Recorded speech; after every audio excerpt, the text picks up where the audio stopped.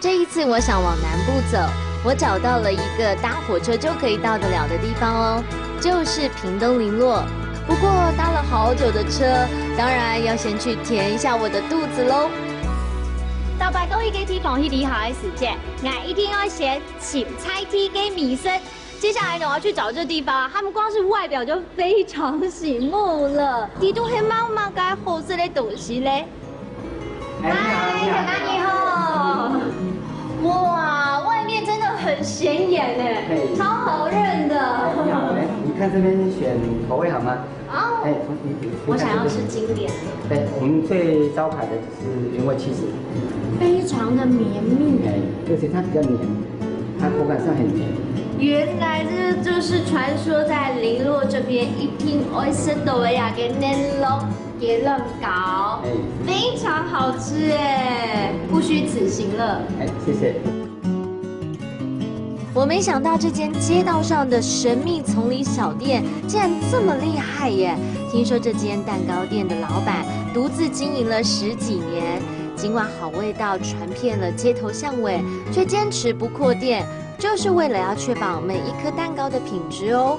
是不是林落人都这么认真的做食物啊？那接下来我要找的这间面店肯定也是很厉害喽。请各位，这位豆嗲爹是一家就是在林落这里必吃的排队美食。老板你好。你好。我刚好中午来到这里，肚子好饿了，想要吃一点这边在地请菜梯跟米生。在地这边道地的是要选什么味道的？面趴饭。刚好他切了一小菜本身。好。按搓下来哦，这片搓一下。好，我来点一下哦。哦，等下来哦。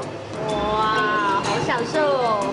来到一个地方呢，认识这个地方最快的方式就是要吃在地的美食，请大家菜梯跟米生，还有边趴饭，我最爱了。好满足哦！